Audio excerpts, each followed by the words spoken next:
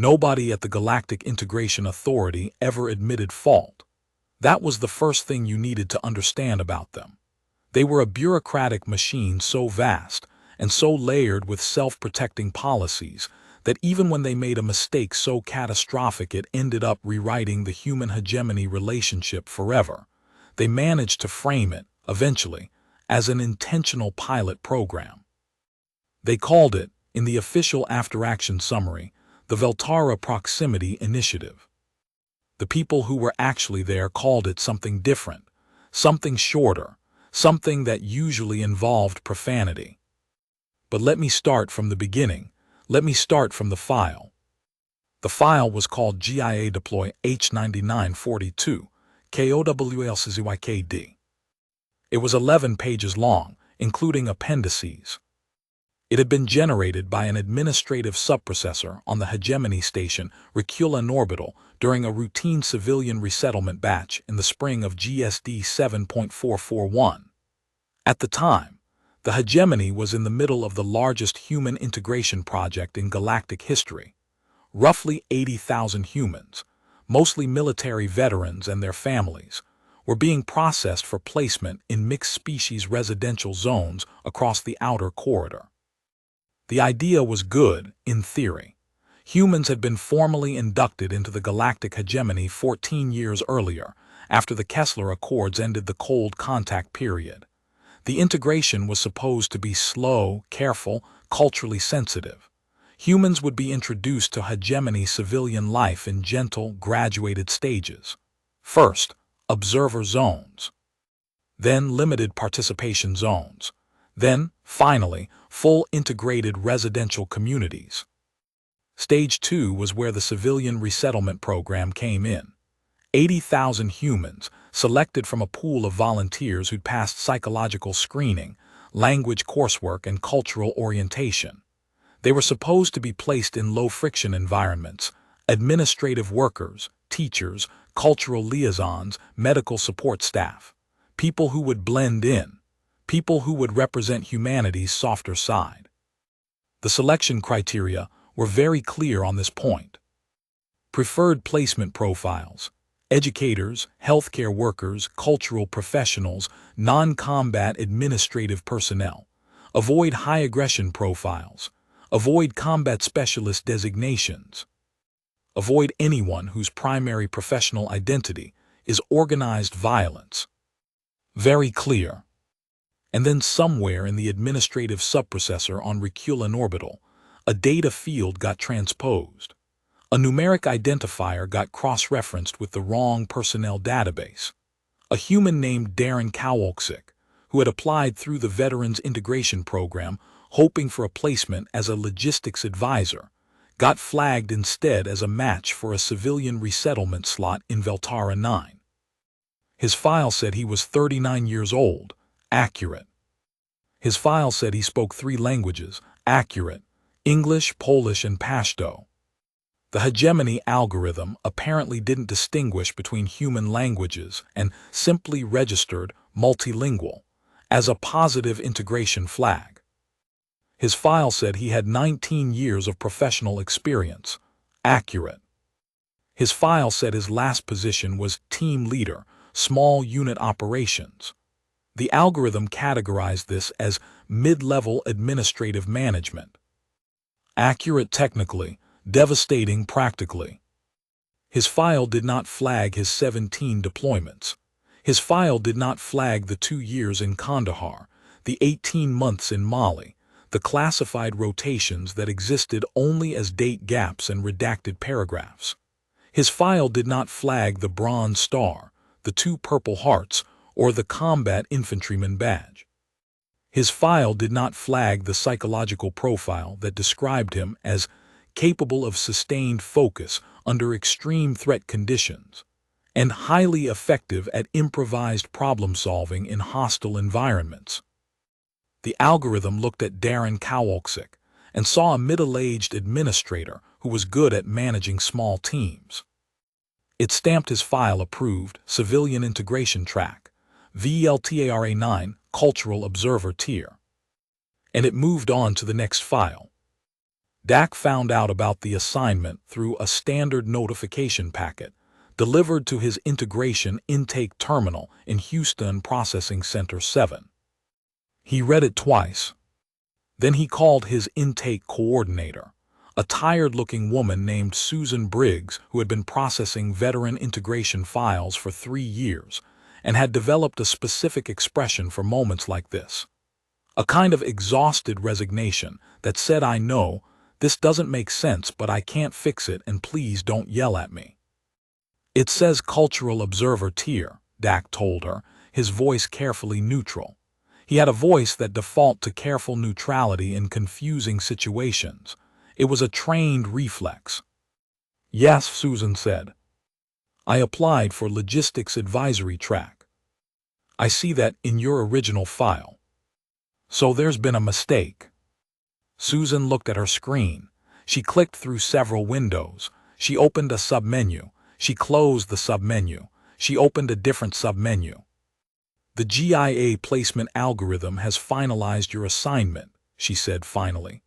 "Once the algorithm finalizes, the file goes to Hegemony's side for confirmation. Hegemony already confirmed."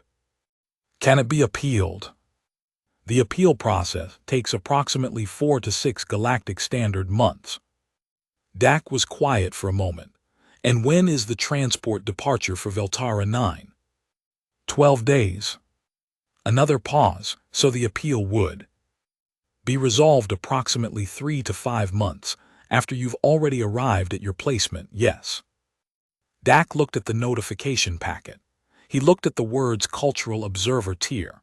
He thought about what that meant: civilian residential zone, no administrative role, just being present, being human, being observed and observing, learning to coexist. The galactic version of a cultural exchange program. He thought about the alternative, which was waiting another 4 to 6 months in Houston Processing Center 7, where the food was bad and the fluorescent lights flickered, and he'd already read every book in the common room twice. "All right," he said, "I'll go." Susan looked faintly relieved. "You'll receive orientation packets and language modules before departure. Veltara 9 has a significant population of Velhari and Drethkin residents. The cultural notes will be—" "I'll read them on the transport," Dak said. "Thank you." He hung up. He sat in his small room in Houston Processing Center 7, with its flickering fluorescent light and its narrow bed and its single window looking out at the gray Texas sky, and he thought, "Okay. Okay, this is something new. I can do something new." He had survived 2 IEDs, a helicopter crash, a kidnapping attempt in the Sahel, and 17 years of sustained combat operations. He figured a civilian integration zone probably wouldn't kill him. He was right about that part. What he didn't figure was how much the civilians were going to need him. Part 2, VLTRA 9. The transport ship Hegemony Patience. And yes, that was its actual name, which Dak found faintly ominous, arrived at Veltara 9 orbital approach on a Tuesday by Earth reckoning, though Veltara 9 ran on Galactic Standard Time and used a 22-hour day cycle. Dak stood at the observation porthole during final approach and watched the planet come into focus below him. It was beautiful, he had to admit that. The outer corridor planets had this quality about them, this wildness, this sense of geological time operating on scales humans couldn't quite process. Veltara 9 was mostly covered in ocean, a deep jade-green color that didn't look quite right to human eyes, too saturated, too uniform, like someone had turned the color saturation up 3 notches past comfortable. The land masses were red-brown and scrubby, with mountain ranges running along their spines like vertebrae. The integration zone was on the largest continent, in a temperate band near the eastern coast. From orbit, you could see it, a cluster of structures that looked almost like a small city but not quite. The geometry was wrong. Not wrong in a threatening way, just in a this was not designed by humans way. Curves where human architects would have used angles. Towers that tapered in the middle and widened again at the top. Connective walkways strung between buildings at heights that suggested the planet's designers were either much larger than humans or much less afraid of falling. There were 87 humans in the civilian integration batch aboard Hegemony patients. Educators, healthcare workers, one retired schoolteacher from Ohio who had applied because her late husband had always wanted to see the stars, and she figured someone in the family ought to. A graphic designer from Lagos, a hydroponics engineer from Singapore, a former emergency room nurse from Guadalajara. And Dak. He didn't tell anyone on the transport what he did, what he used to do. He said he'd been in logistics management, which was technically true if you squinted at it sideways, and people seemed to accept that. He listened more than he talked. He watched. He noticed as he watched that several of the civilians were scared. Not dramatically scared, just quietly background radiation scared, the way people get when they're doing something brave and haven't quite convinced themselves yet that it was a good idea. The schoolteacher from Ohio, her name was Miriam Ashford, 62 years old, white hair, reading glasses on a beaded chain, had been clutching her seat armrest since they cleared Earth's gravity well. The graphic designer, a young man named Theo Adami, kept pulling up maps of Veltara 9 on his integration tablet, and then putting them away again without looking at them. The ER nurse, Catalina Ramos, had been making conversation with everyone she encountered in the slightly too bright voice of someone managing their own anxiety through social engagement. Dak recognized the patterns. He'd seen them before, in different contexts, in different gear. The baseline fear that people carry into new territory. He started making himself available. Nothing formal, nothing declared. He just put himself in proximity to the anxious people and talked easily about small things, the food on the transport, what he'd heard about the weather in the integration zone, a funny thing he'd read in the cultural orientation packet about Velhari greeting customs. He was good at this. 19 years of keeping men calm in bad situations had given him a very particular set of conversational tools. The graphic designer, Theo, stopped cycling through his maps and started actually reading them. The schoolteacher relaxed enough to fall asleep in her seat. The ER nurse directed her social energy toward him for 2 hours and he fielded it easily, asking questions, redirecting, letting her talk until she wound down. He didn't think much about it at the time. It was just what you did when you were the person in the group who was least scared. He didn't know it was going to become a whole thing. The shuttle from orbital to surface was bumpy in the upper atmosphere. The Velhari pilot, a compact being about the height of a 10-year-old child with slate blue skin and four-fingered hands, navigated the turbulence with the fluid indifference of someone who had made this flight approximately 4,000 times. Dak watched the pilot work and felt a quiet professional appreciation. Good hands, smooth on the controls, didn't fight the turbulence, just threaded through it. They landed at Veltara 9 Integration Terminal 2, which smelled like ozone and something faintly floral that Dak couldn't identify. The air was thinner than Earth standard. They'd been warned about this, told to take it easy for the first few days while their bodies adjusted. The sky was a pale lavender blue, 2 shades off Earth's normal blue, and the light had a different quality, softer, more diffuse, coming from a star slightly cooler and redder than Sol. Integration Authority processors, a mix of Velhari staff and a few Drethkin officials. The Drethkin were taller, broad-shouldered, with dark mahogany-colored skin and eyes that reflected light like cats, moved them efficiently through arrival documentation. Dak's file was scanned. His biometrics were logged. He was issued a residential assignment chip that went into a small reader on his integration band, the galactic equivalent of an ID bracelet, which every human in the batch was wearing. His residential assignment, Block 7C, Unit 14, Integration Residential District Veltara 9. He loaded his single duffel onto a transit cart and followed the directional indicators down a covered walkway toward the residential district. The walk took about 20 minutes. He used the time to look. The integration zone was, and he would write this in a letter to his sister later, trying to explain it like nothing I've ever seen, but also like everywhere I've ever been somehow. What he meant was, it had the quality of a place being used by people, not a museum, not a display. A place where things were actually happening.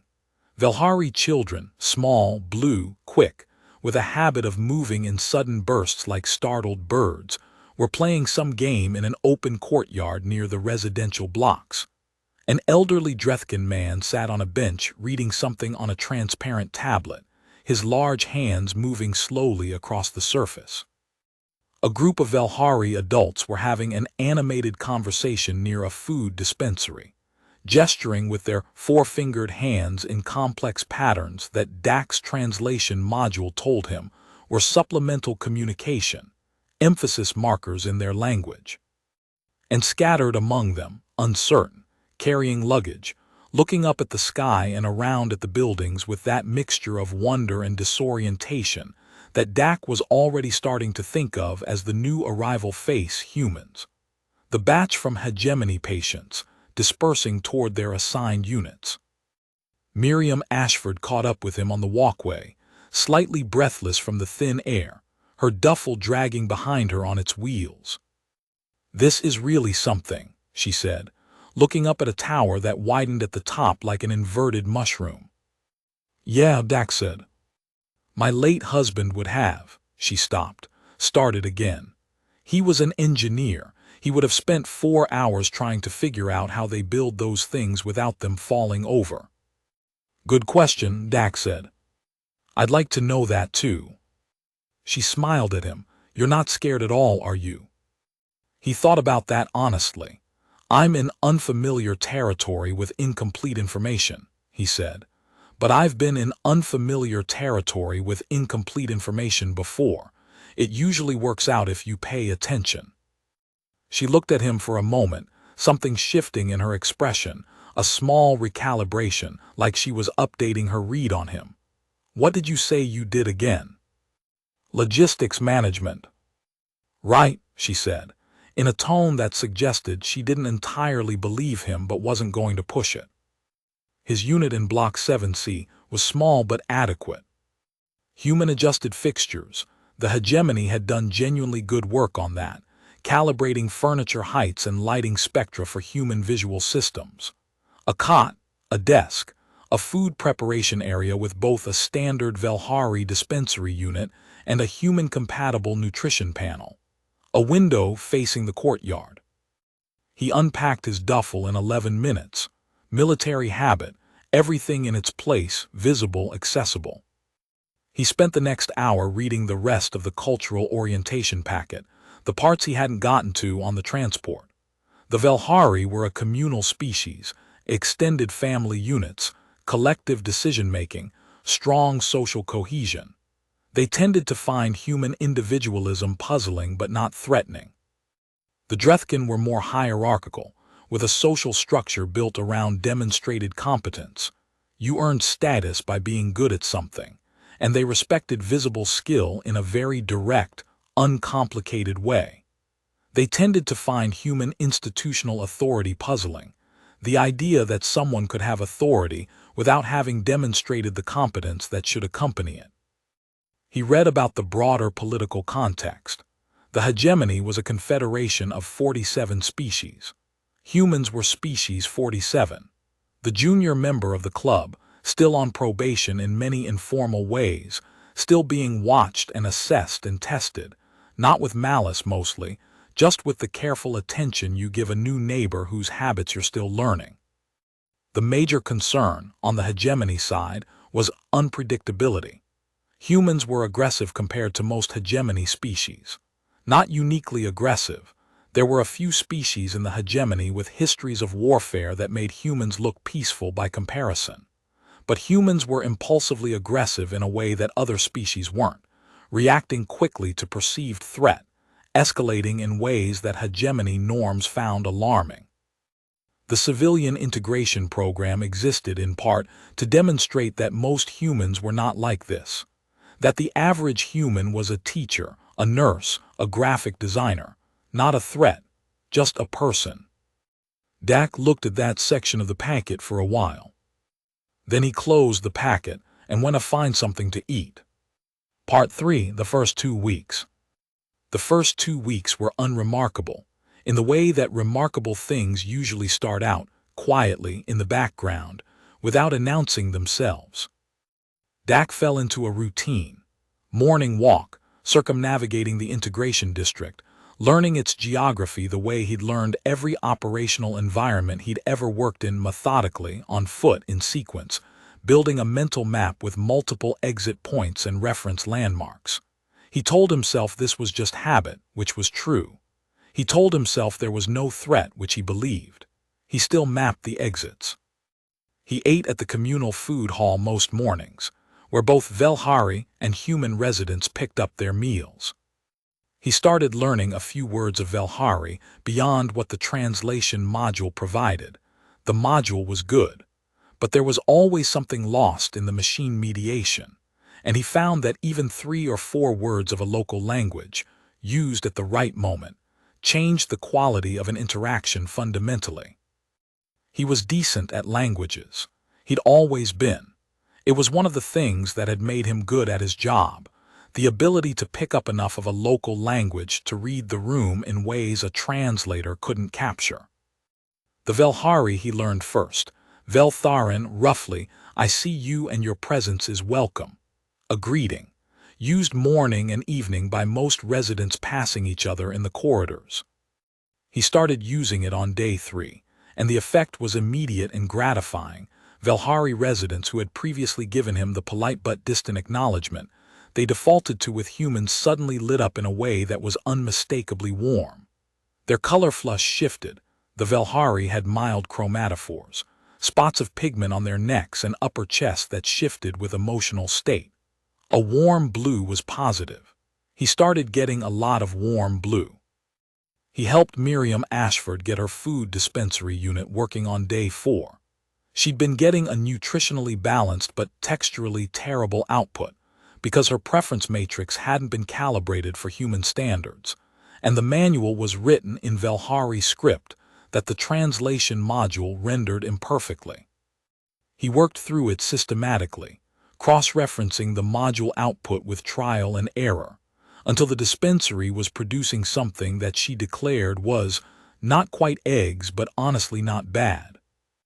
He helped Theo Adami hang a curtain in his unit. Theo had bought a fabric panel from the district market, a beautiful deep purple Velhari textile, and was baffled by the hanging mechanism, which used a type of adhesive anchor that human hands found difficult to activate. Dak's hands were different, bigger, stronger, with more practiced fine motor control. He had the curtain up in 10 minutes. He helped Catalina Ramos find the medical support center when she wanted to register as a healthcare professional volunteer. The integration district had a clinic, staffed primarily by Velhari medics, and they were eager for human medical knowledge. But the registration process was labyrinthine in the way all hegemony administrative processes were labyrinthine, and Catalina's translation module kept hitting technical medical vocabulary it couldn't fully render. Dak sat with her through the registration session and helped her navigate, asking clarifying questions with the precise patience of someone who had spent years parsing ambiguous information in high-stakes environments. None of this was dramatic. None of this felt at the time like it was building toward anything. It was just a man with useful skills finding places to use them. But the other humans started noticing. And some of the Velhari and Drethkin residents started noticing too. On day 11, there was a minor incident that Dak didn't think much about but that other people apparently did. A supply cart, the automated type, used to move goods between the market district and the residential blocks, had a navigation failure and rolled off its designated path into the main courtyard. It was heavily loaded with construction materials for a building expansion project, and its braking system had seized. It was moving at about 15 kilometers per hour, which doesn't sound fast until you picture it rolling through a courtyard where children were playing. Dak was crossing the courtyard when it happened. He was aware of it before the automated warning system triggered. His peripheral vision had flagged the cart's trajectory as wrong, and his body had already started moving before his conscious mind finished the analysis. He crossed the courtyard at a jog, not a sprint. Sprinting wasn't necessary yet, not based on the vectors. He put himself in the cart's path, grabbed the emergency manual brake housing, which he'd noticed in his first-day mapping, along with every other mechanical control in the district, and applied it. The cart stopped about 2 meters from a group of 4 Velhari children who stood frozen, staring at him with their color flush gone stark white. Dak held the brake until the cart systems reset, and it settled into locked position. Then he stepped back, checked the children fine, uninjured, just scared, gave them a Veltharan in his imperfect Velhari pronunciation, and went on his way. The whole thing took maybe 40 seconds. He didn't think much about it. He'd grown up stopping things. It was reflex. But Miriam Ashford had seen it from her window, and Theo had seen it from the Market District walkway, and 3 Velhari residents had witnessed it. And one of those Velhari residents was a woman named Vethalan, who was a senior community liaison for Integration District 7C, and who had professionally been watching the human batch with careful attention. She processed what she'd seen for about 2 days. Then she went to find the human who had stopped the cart. Part 4. The conversation that changed the assignment. Vethalan found Dak in the common garden on the east side of Block 7, where he developed a habit of sitting in the early evening, when the light turned that particular shade of amber-orange that he decided was his favorite of Veltara 9 visual offerings. She was small, even for a Velhari, and older, the kind of older that shows differently in a Velhari than a human, more in the stillness of their chromatophores than in their skin, which didn't wrinkle the way human skin did. Her color flush was a steady, neutral gray-blue that Dak had learned to associate with formal or professional mode among the Velhari. She sat beside him on the bench without preamble. The Velhari weren't particularly ceremonious about initiating conversation, which he appreciated, and said, through both his translation module and her own, "You are Darren Kowalczyk, the logistics manager." "That's one way to put it," he said. She was quiet for a moment. The garden had a soft mechanical soundscape, some kind of environmental cycling system that made a low, rhythmic hum Dak had found strangely soothing. "The cart in the courtyard," she said. "Brake failure, not unusual for automated systems." "The way you responded was unusual." He looked at her. She looked back, steady. The Velhari tended to be very direct about observational matters, the orientation packet had said. They didn't consider it rude to say, "I noticed something about you." It was just data sharing. "I was close," he said, "and I knew where the brake was." "You knew where the brake was?" "I walk the district every morning." She processed this. Why? Habit. From logistics management. He had the feeling she was very close to the actual question she wanted to ask, circling it in that very Velhari way, establishing context before inquiry. He waited. "I have been reviewing your integration file," she said finally. He kept his expression neutral. "Okay. It is incomplete." "A beat, how so?" "The file describes you as a logistical administrator with small team management experience." She paused. The chromatophores at her collar shifted briefly to a deep blue, not the warm social blue, but a darker, more complex color that his cultural notes associated with thoughtful uncertainty. "But the file also contains a flag I do not understand, a data point that does not fit the profile." "What flag?" She pulled out her tablet, the transparent Velhari kind, thin as glass, and turned it toward him. He saw on the screen a line of hegemony text that his translation module rendered as applicant note, military professional, specialized skill classification, extreme. The classification had been buried at the bottom of a supplementary appendix, below the main profile, below the recommendation summary, somewhere the placement algorithm hadn't looked. Extreme, he said. What does this mean, in human military terms? He looked at her for a moment. The evening light was doing its amber thing. Somewhere in the garden, one of the mechanical cycling units shifted pitch. It means I wasn't a logistics manager, he said. She waited. I was Special Forces, he said. Army, 19 years.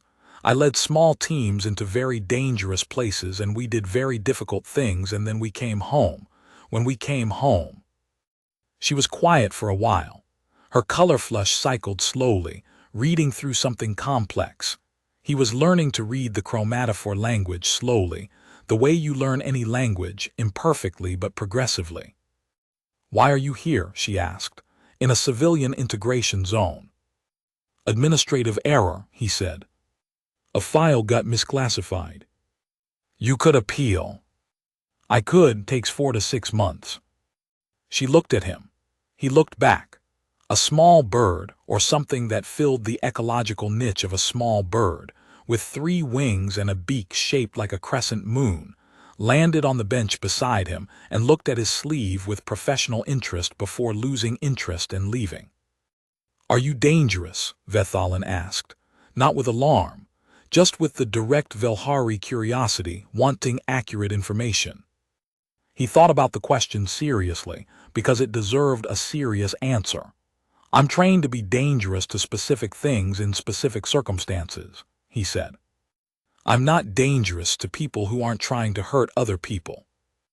And if someone were trying to hurt other people, then I'd be a problem for them, he said simply, but I don't anticipate that happening here. She made a sound that his module didn't fully translate, a soft, clicking exhale that the notes associated with something like noted or I am filing this information. The integration district has been experiencing some difficulties, she said, after another pause. He looked at her. Not from the human residents, she added quickly. From outside. There is a faction within the hegemony, not majority, not powerful but persistent, that objects to human integration. They believe humans are unsuitable for hegemony membership. They have been sending representatives to observe, to document incidents, to build a case. Dak turned this over. What kind of incidents? Anything they can frame as human aggression or incompetence. They visit the district. They interact with residents, human and otherwise. Sometimes the interactions become provoked, not overtly, subtly, in ways that are difficult to document officially. He was quiet for a moment, putting this together. You're telling me this because of the card.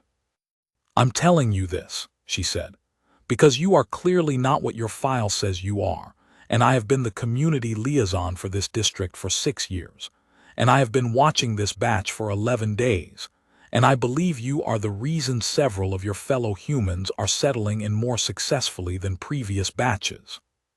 He blinked. That wasn't what he'd expected.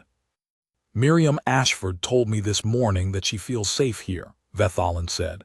She said, and I am translating this carefully, that she feels safe because there is someone in the group who knows how to handle things.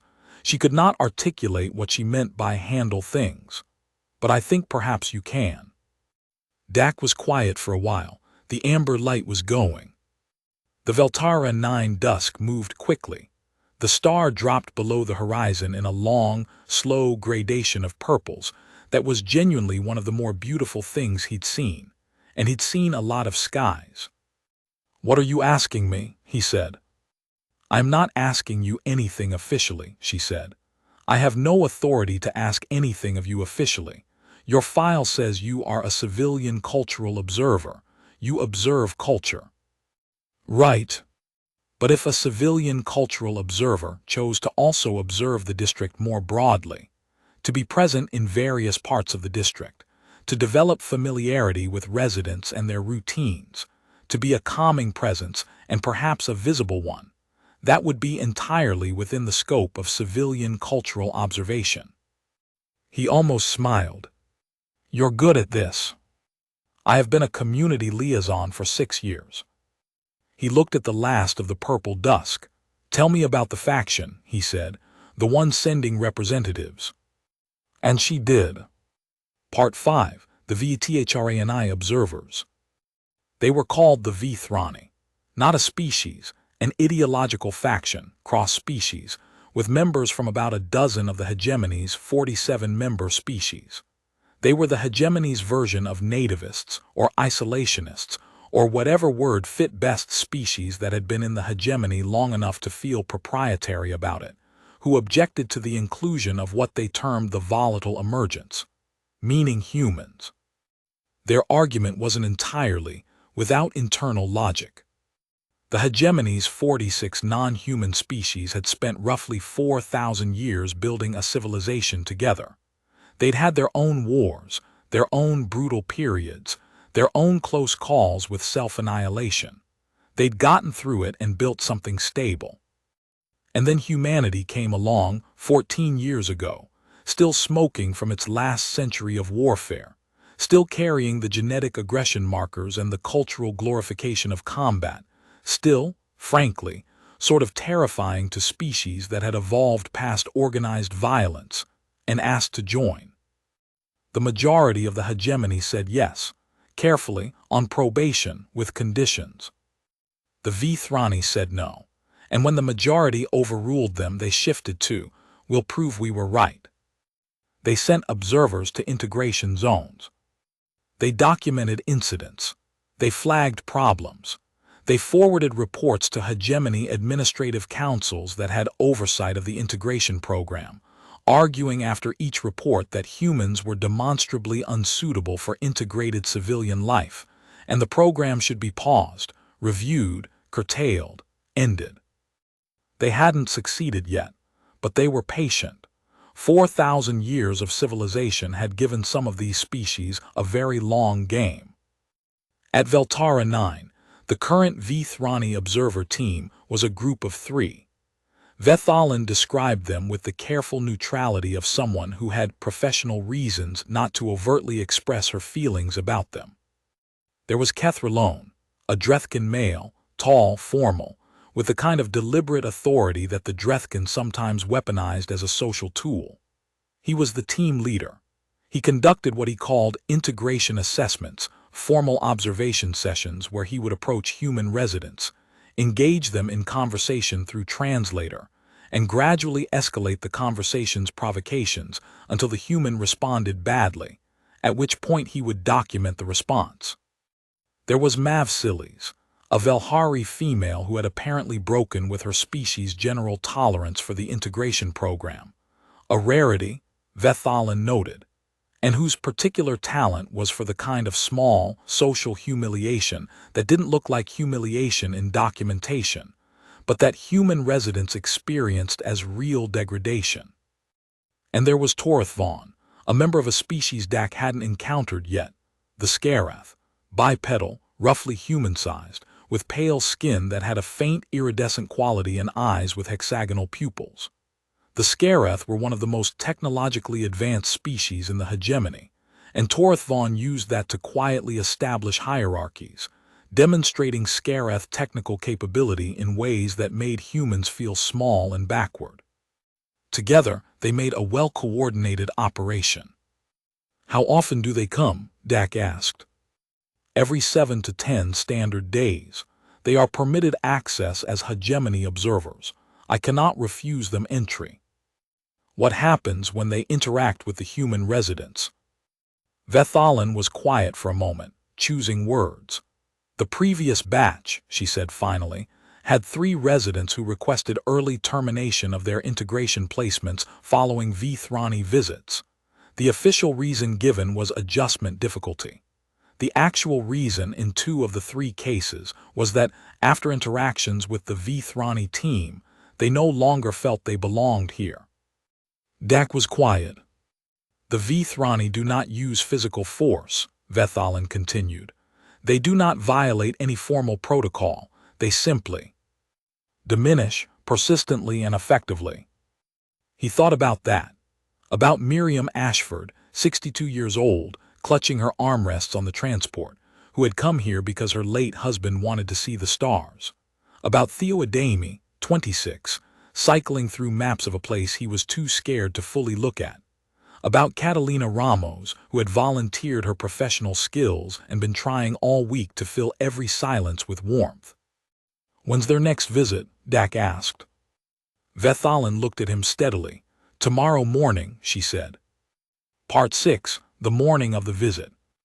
He was up before the Veltara 9 dawn, which happened at 4:42 local, the star sliding up through a gradation of reds that went from deep crimson to coral to that slightly wrong blue lavender in about 40 minutes. He did his morning walk early but modified. He went slower, paid more attention to the common areas, noted who was where and when. He stopped at the food hall and had something that his dispensary had produced that was in the neighborhood of coffee, if coffee had been made by someone who'd heard a detailed description of coffee but never actually tasted it. It was fine. He drank it. He checked in with Miriam at the food hall and had a normal conversation about the architecture, which she'd started sketching in a notebook.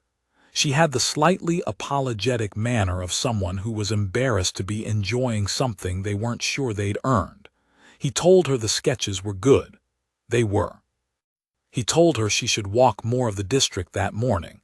The Eastern Garden had good morning light.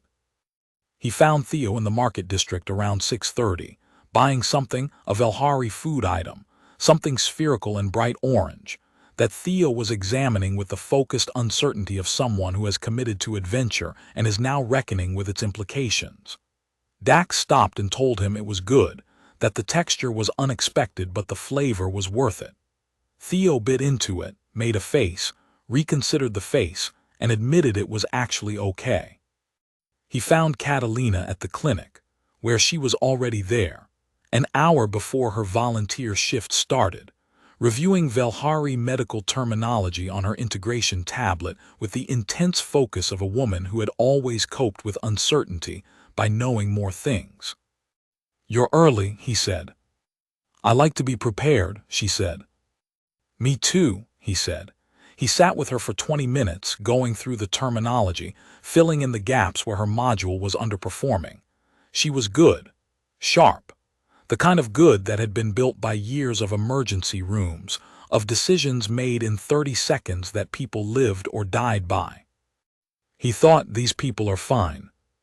Whatever the Vethrani were expecting to find, chaos, incompetence, aggression, failure, they weren't going to find it here, not in the humans he'd been watching. But they were going to look for the soft spots, the anxieties, the moments where someone's confidence cracked and something harsher came through. He thought about where those soft spots were and how they might be approached. And then he positioned himself accordingly and waited. The Vethrani arrived at 800. Kethralone came first, because he always entered a space first. It was a Drethkin authority display, the orientation notes had explained, a statement of hierarchy through physical precedence. He was taller than Dak by about 15 centimeters, broad through the shoulders, wearing the formal silver-gray observation uniform that all Vethrani representatives used, a choice that made them look official without technically being official. His eyes tracked the common courtyard with the practiced assessment of a man who had done this many times. Mavsilis came behind him, small, Velhari, with a chromatophore flush that was doing something Dak's emerging read on Velhari color language, identified as performed neutrality, a studied blankness that wasn't actually neutral at all. She carried a documentation tablet and she was already recording. Torith Vaughn brought up the rear. The Skarath walked with a slight glide to their movement that Dak's brain kept registering as unusual. Their leg joints bent differently, and their pace had a quality that made them seem like they were operating on a slightly different physics. Torith Vaughn's hexagonal eyes moved across the courtyard with something that wasn't quite contempt and wasn't quite curiosity. Somewhere in between. The look of someone who has already decided what they're going to find and is simply gathering evidence. They paused in the courtyard entrance. Kethralone made a notation on his tablet. Mavsilis's recorder swept the space. Torith Vaughn's iridescent skin caught the morning light and threw small prismatic patterns across the courtyard pavement. From his position on a bench near the courtyard's eastern access, the position that gave him sightlines on the main entry, the food hall entrance, and both residential block access points, Dak watched. He didn't move. He waited to see where they went first. They went toward the food hall. Miriam Ashford was in the food hall. She was at a communal table with two Velhari women she'd been carefully building an acquaintance with over the past week. It had started with shared meal timing and progressed through a series of halting but genuine exchanges via translation module, complicated by Miriam's tendency to use idiom that the module rendered strangely in Velhari, which had somehow become a running source of gentle humor rather than frustration. She had her sketch notebook open. She'd been showing them sketches of the buildings. Dak moved from his bench to the food hall entrance as the Vithrani team entered. He didn't follow them in. He stood at the entrance, got himself a second coffee adjacent from the hall dispensary, and leaned against the frame. Kethralone approached Miriam's table with the deliberate pace of authority establishing itself. He introduced himself formally, through his translation module, as a hegemony integration observer conducting routine assessment. Miriam looked up. Her expression shifted not to fear, but to the polite wariness of a woman who had spent 62 years developing a highly functional social radar. She introduced herself. The two Velhari women with her exchanged a look that Dak's read on their chromatophores translated as "here we go." Kethralone sat across from Miriam without being invited. Another dominance display, sitting without invitation, in Drethkin culture, established that the sitter was not required to perform deference to the people already seated. He began with what seemed like a friendly question about her background, her expectations, her adjustment to life in the integration zone. Miriam answered in her careful, measured way. She was a school teacher. She'd taught high school history for 32 years. She was excellent at managing interactions with people who were testing her. But Kethralone was good. He pivoted from friendly to comparative, comparing human residential zones to Drethkin ones, in ways that positioned the human zones as lesser. He framed questions about Miriam's comfort in ways that implied she should be uncomfortable. He referenced, casually, the adjustment difficulties of previous integration batches. He mentioned, even more casually, the hegemony administrative reviews that were ongoing regarding the integration program's continuation. It was subtle, but Miriam's sketch notebook closed. Her hands went to the table. Her shoulders came up slightly, a very small postural shift, the kind that meant I am becoming uncertain whether I belong here. Dak moved. He walked into the food hall with his coffee adjacent, crossed to Miriam's table, and sat down.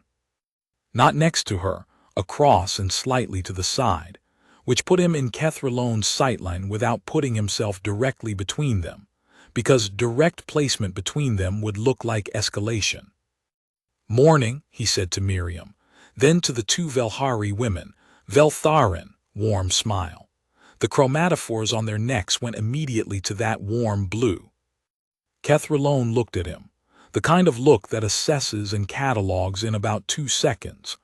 Dak felt it, the Drethkin competence hierarchy kicking in, measuring him, placing him. "You are one of the human civilian observers," Kethralone said, through his module. "That's right," Dak said pleasantly, "Darren Kowalczyk. I am Kethralone, Integration Assessment Team." "Good morning," Dak sipped his coffee adjacent. "Mrs. Ashford was just telling me she'd been sketching some of the architecture. She's pretty talented, take a look." He opened the sketch notebook. Miriam was slightly surprised but didn't resist and turned it so Kethralone could see. "That's Block 9 Tower, the inverted taper. She figured out it's a load distribution system, distributes wind shear across the wider mass at the top.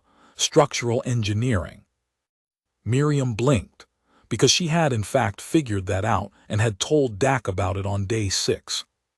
Catherine looked at the sketch. He looked at Miriam. "You have engineering training," he said. "No," Miriam said, gathering herself. "History teacher, but I had an engineer for a husband for 38 years. Some of it rubs off." "The analysis is accurate," Catherine said, almost despite himself. The Drethkin competence hierarchy was a double-edged thing. It positioned skill above status, and he couldn't unnotice demonstrated skill. "She's been talking to the construction crew that's working on the Block 11 expansion," Dak added. "The Velhari foreman, Veltharak, they've been exchanging structural notes through the module. Apparently, Mrs. Ashford explained a load-bearing technique from Gothic cathedral architecture that the foreman found genuinely interesting." All of this was true. Dak had watched it happen and thought, there it is, the thing she brings. Miriam sat up straighter. The shoulders came down. The sketch notebook was open on the table now, and one of the Velhari women was looking at it, and making that soft clicking sound that Dak now understood meant engaged appreciation. Catherine made a notation on his tablet. Something about his posture had shifted infinitesimally, but Dak caught it. The Drethkin wasn't abandoning his purpose, but he'd encountered something that didn't fit his expected template and he was recalibrating. Mavsilis had meanwhile moved toward the residential blocks, where she'd found Theo. Dak saw this from the food hall entrance as he stepped out after the Miriam interaction. Mavsilis was talking to Theo near the Block 7 entryway, and she'd clearly been at it for a few minutes already, because Theo had his hands in his pockets. A very specific Theo posture that Dak had learned to associate with feeling defensive, and his head was tilted down slightly. He crossed the courtyard at a normal pace, not hurrying. Hurrying would read as aggressive. He caught the tail end of what Mavsilis was saying as he approached, something about the challenges creative professionals faced in hegemony societies, which on the surface sounded supportive but was framed with a very particular vocabulary that suggested human creative output was a kind of charming primitive work, the artistic equivalent of folk crafts compared to something more sophisticated. "Morning, Theo," Dak said, arriving alongside. He looked at Mavsilis with an open, unbothered expression. "Hey, I'm Dak." Mavsilis introduced herself. Her performed neutrality was flawless. Dak's read of her chromatophores caught nothing clearly directional, which told him she was very good at controlling her flush, which told him she was experienced and careful. "Theo's a designer," Dak said to her conversationally. "He's been working with the district market vendors on some display optimization. You probably saw the Eastern Market section, the way the stalls are arranged now, the light channeling." He looked at Theo. "Did you get the third section done yesterday?" Theo looked at him. There was a half-second of processing before he caught the thread. Dak was referencing something real, something Theo had actually done, in a way that framed it as known and established. "Yeah," he said, finding his footing. "Yeah, finished the third section. Velmethara said foot traffic in that section was up 30% since the redesign." 30%, Dak said to Mavsilis. "In a Velhari market context, that's significant. They move through commercial spaces differently than humans, more lateral browsing patterns. Getting a 30% improvement in a Velhari-designed market space as a human designer is a genuinely tricky spatial problem." Mavsilis looked at Theo. Theo looked slightly surprised at himself for the thing he'd just accomplished by existing, which was probably a new experience. "The light channeling," Mavsilis said, and there was a shift in her tone, the smallest, almost undetectable redirection. "You used passive light redirection, not active architectural systems." "Passive," Theo said, because he had. "Interesting approach," Mavsilis said. And again, it was very subtle. She framed it in a way that suggested the choice was a limitation rather than a decision. "It's more elegant," Dak said mildly. "Active systems require maintenance infrastructure. Passive light management is a permanent solution, less invasive. The Velhari aesthetic tends to favor that kind of restraint anyway. It fit the existing architectural language. Theo was looking at him with an expression that was somewhere between gratitude and confusion. Mavsilis made a notation on her tablet. Her flush briefly did something that Dak read as recalibration, the same thing he'd seen in Kethralone. Not defeat, not abandonment of purpose, just recalibration because the expected template wasn't matching. Part 7, TORTHVUN. Torith Vaughn was the one he'd been most uncertain about. The Drethkin hierarchy play and the Velhari diminishment technique were familiar enough. They were social engineering, essentially, and he'd studied social engineering in contexts where getting it wrong got people killed. But the Scareth technological superiority angle was less legible to him, because he didn't know enough about Scareth culture yet. He found Torith Vaughn in the Integration District's Technology Access Center, a shared space with terminals connected to the hegemony's broader network, available for all residents. Catalina was there, not by coincidence. She'd been using the Technology Center to access Velhari and Drethkin medical databases for her clinic volunteer work. Torith Vaughn had, apparently, struck up a conversation with her about her work. And the conversation had gone, over the past 20 minutes, from general interest to a very particular kind of Scareth technical condescension that involved mentioning, helpfully, all the ways Velhari and Scareth medical technology had advanced beyond human medicine. The Scareth had developed cellular-level regenerative protocols 400 years ago. The Velhari had automated diagnostic matrices that operated on principles human medicine hadn't even theorized. In this context, human medicine was, and Torith Vaughn was too careful to say this directly, but the implication was clear, charming but limited. A well-intentioned rudimentary practice. Catalina, to her credit, was not visibly crumbling. But Dak could see, in the set of her jaw and the very particular stillness she'd gone to, that she was working to maintain it. He sat at the terminal adjacent to hers and pulled up something at random. He listened for 30 seconds to Torith Vaughn's current thread, which was about Scareth diagnostic accuracy rates, and then he said, without looking up from his terminal, and in the tone of someone making casual conversation, "The triage protocol Dr. Ramos developed at her hospital in Guadalajara is actually being reviewed by the Velhari Medical Council as a potential integration into district clinic standard procedure. The throughput efficiency numbers were unusual enough that they flagged it for analysis. This was not entirely accurate, but it was close enough to something true. Catalina had, in fact, been discussing her triage methodology with the clinic's lead Velhari medic, who had found it interesting that he was comfortable with the approximation. Catalina looked at him with an expression that was mostly composed, but had something startled under it. Torith Vaughn turned the hexagonal eyes toward Dak. "Throughput efficiency," Torith Vaughn said. "The Guadalajara Central Emergency Department handles one of the highest patient volumes in Latin America," Dak said. "Around 900 patients a day during peak periods. Dr. Ramos ran their trauma triage for 6 years. The protocol she refined over that time reduced critical patient wait time by about 40% while maintaining diagnostic accuracy. The Velhari clinic is working with different constraints and a different patient population, but the core methodology is transferable." He was pulling this from memory, from the conversation he'd had with Catalina during that first week, when she'd talked about her work for 2 hours while managing her anxiety through social engagement. Torith Vaughn was quiet for a moment. The iridescent skin did something subtle, a faint shift in its prismatic quality that Dak didn't have enough Scareth cultural knowledge to fully read. "Human triage methodology has been studied by hegemony medical researchers," Torith Vaughn said. "The resource constraint innovation is noted in lower resource contexts."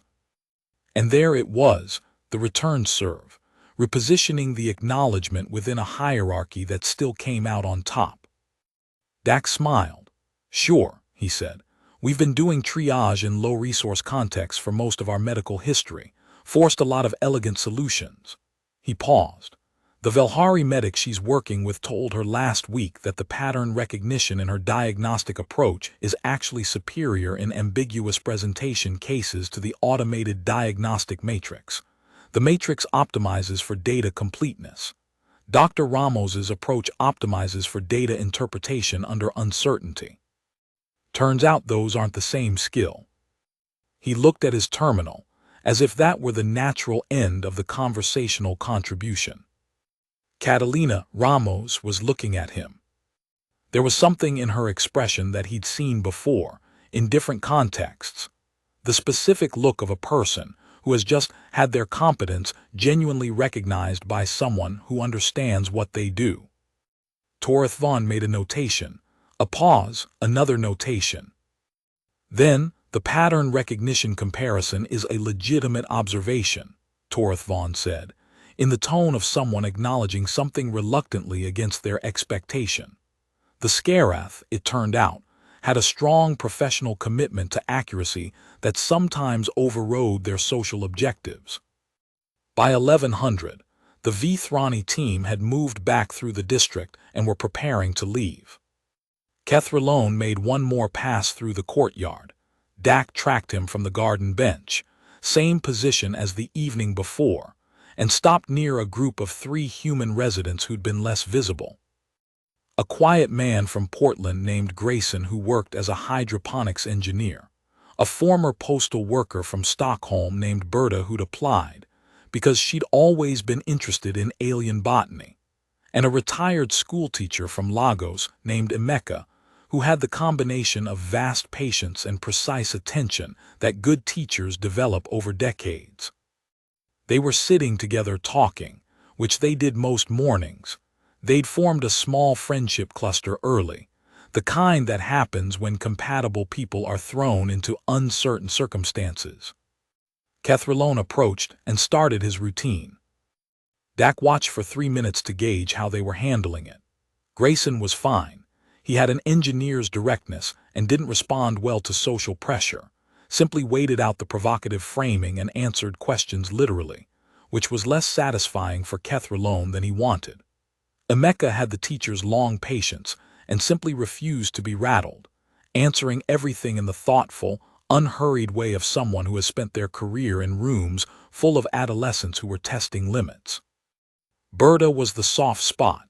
She was deeply polite, conflict-averse, and Kethralone had found the right angle on her, something about the value of the alien botany work she'd been doing here, whether human contributions in that area were really advancing anything. Dak crossed the courtyard. He introduced himself to Kethralone with a direct handshake. Drethkin didn't use handshakes, but they recognized it as a human greeting gesture, and the directness of it played to their hierarchy sensibility. He thanked Kethralone for the visit sincerely, in a way that was entirely calm. Then to Berta, "Have you shown Dr. Methala what you found in the Eastern Botanical Preserve yesterday?"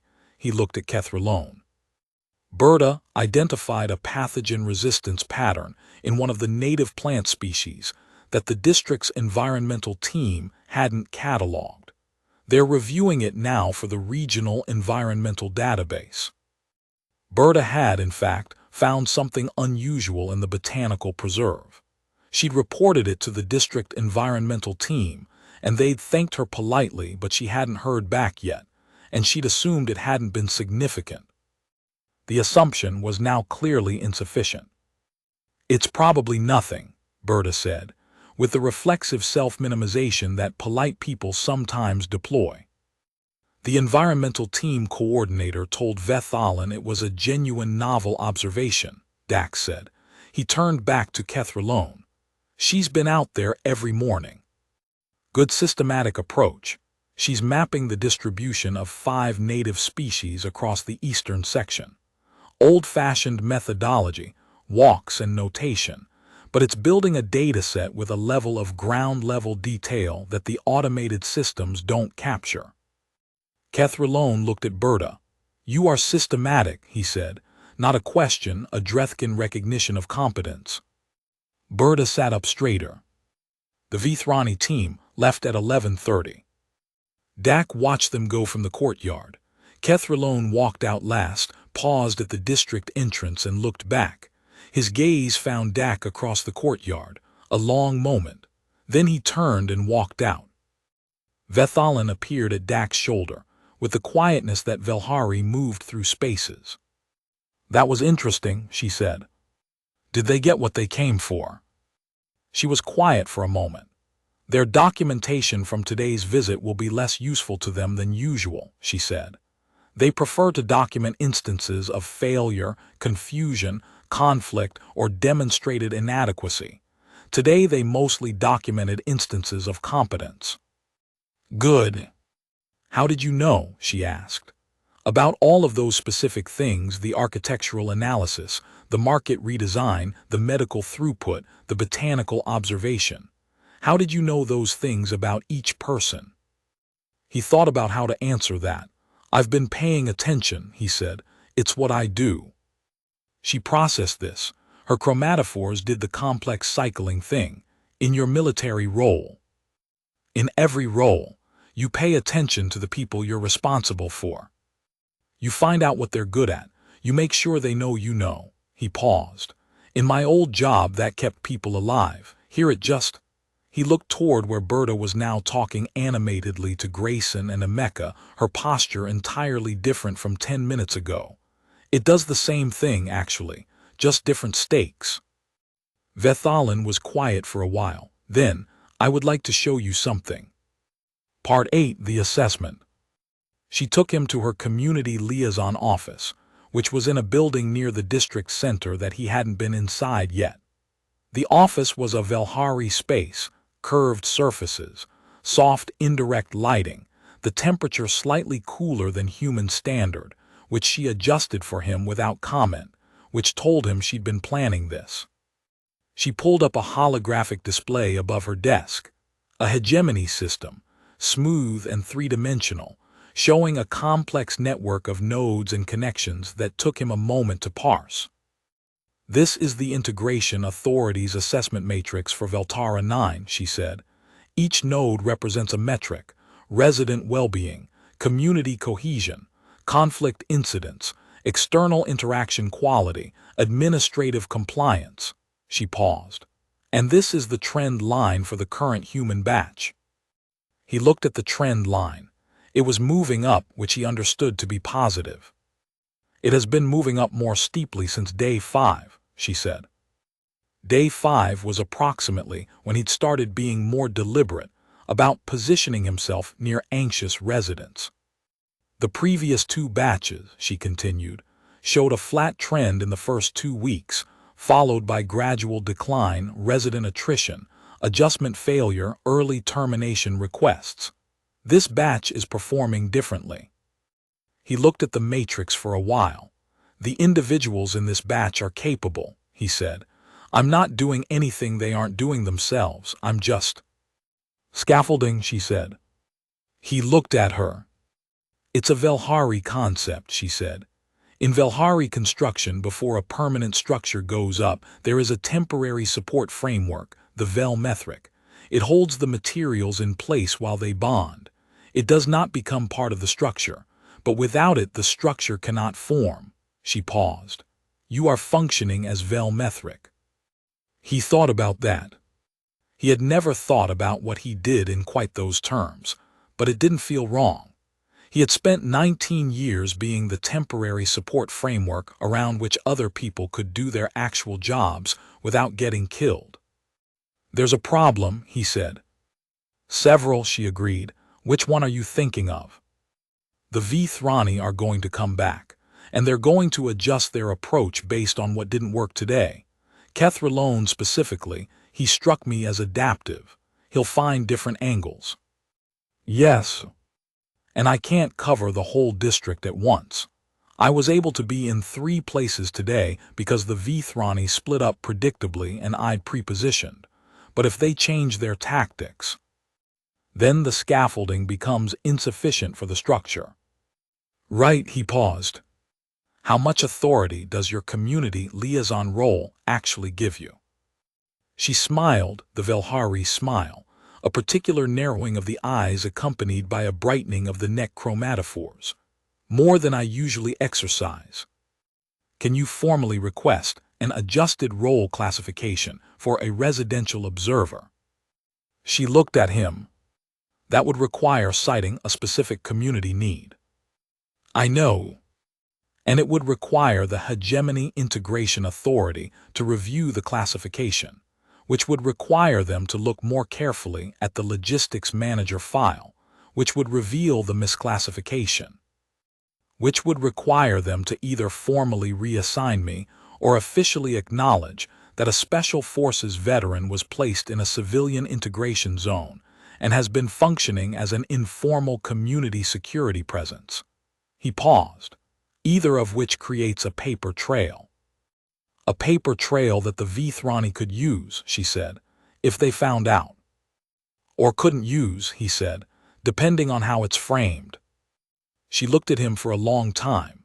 Her chromatophores were doing that complex cycling thing again.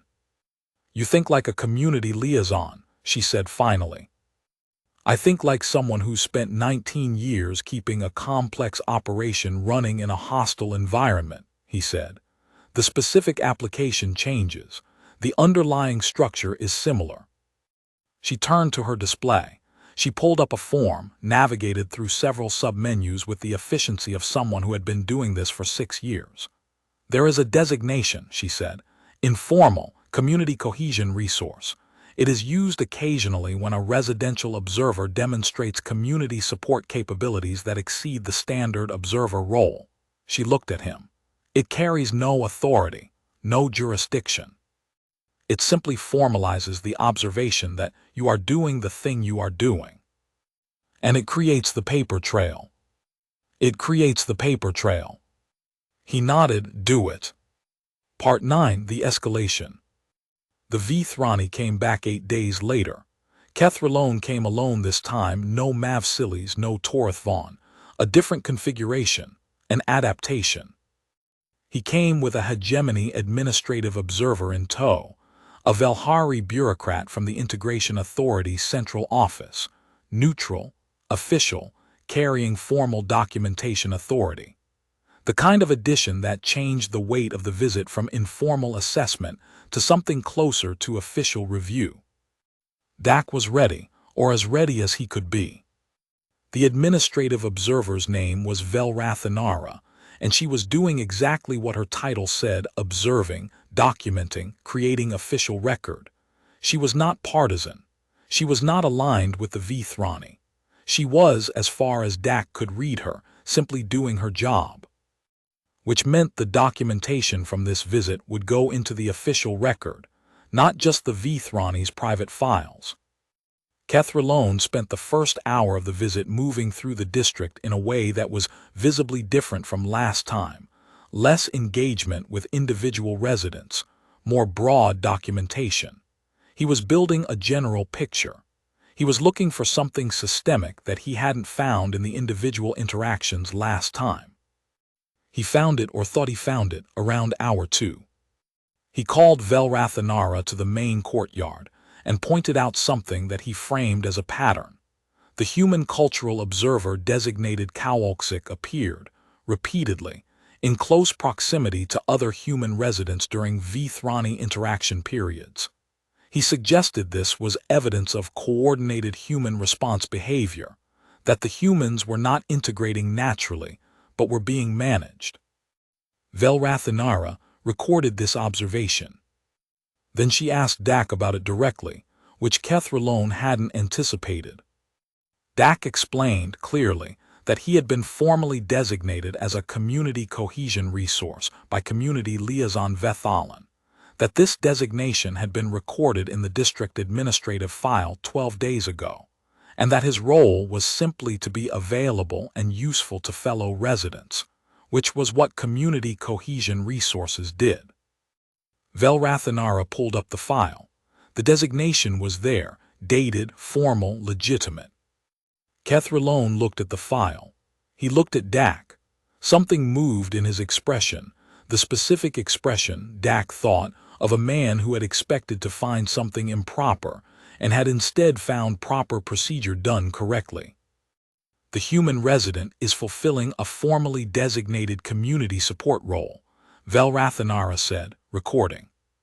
Within what parameters? Kethralone pressed. The original file lists him as a logistics administrator, a civilian. The Community Cohesion Resource designation does not require any specific professional background, Velrathanara said. It requires demonstrated community support capacity which the file documents. She scrolled. Market redesign support, mechanical emergency response, medical registration assistance, resident onboarding facilitation, language bridge facilitation. She looked up. The record is extensive. Kethralone looked at Dak. Dak looked back. The Drethkin competence hierarchy was doing the thing it did. It couldn't not notice the list, the documented record, the sheer volume of functional activity that had been systematically recorded.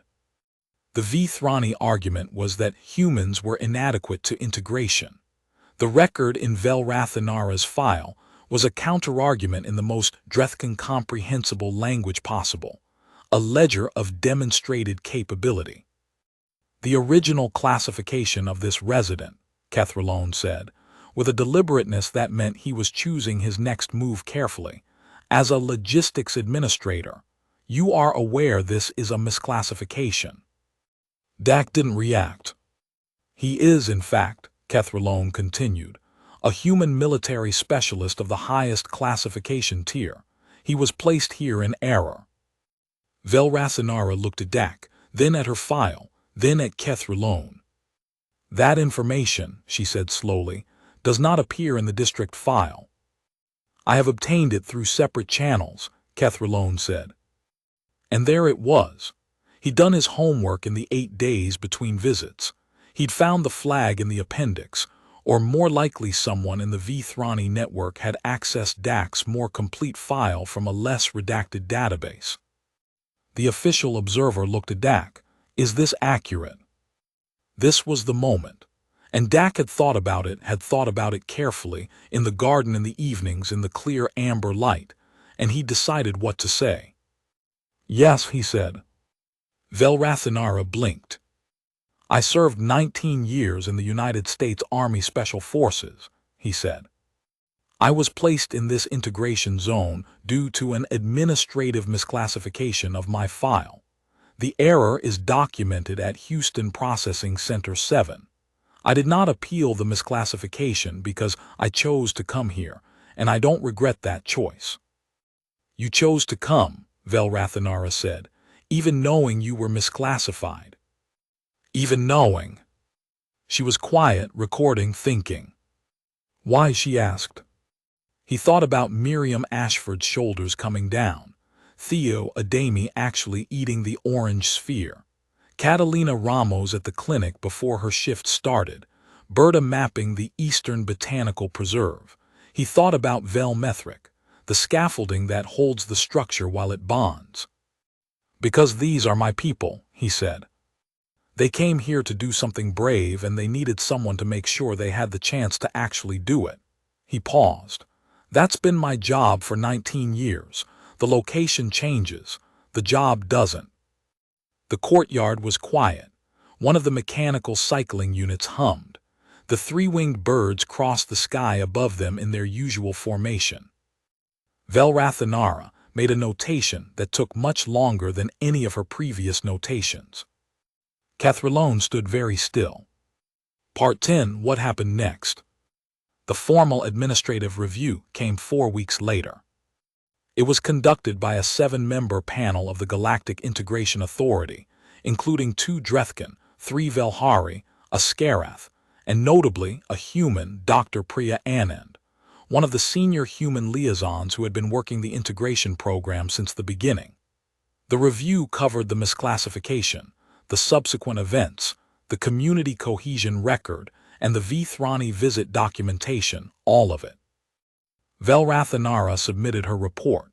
It was 53 pages, and Vethalan, who had seen it, told Dak it was the most thorough district assessment she'd read in 6 years. Kethralone submitted his report too. He was good at his job. His report was clear, factual, and made the case he'd come to make. That the successful integration metrics in Veltara 9 current batch were attributable not to civilian human integration success, but to the informal intervention of a highly trained military specialist.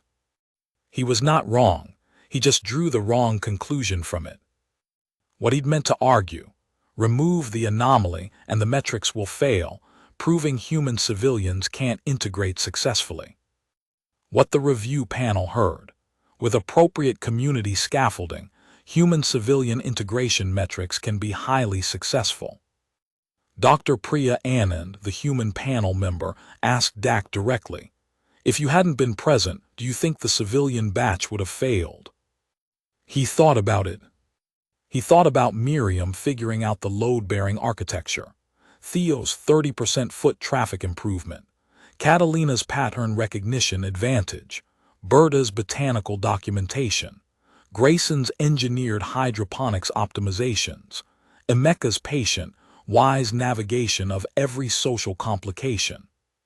"No," he said, "they would have been fine. They're capable people who came here to do something worthwhile. They just needed someone to make them feel like they were allowed to be capable in an unfamiliar place." He paused. "I didn't bring anything they didn't already have. I just held the space while they figured out they had it." The panel was quiet. Dr. Anand made a note.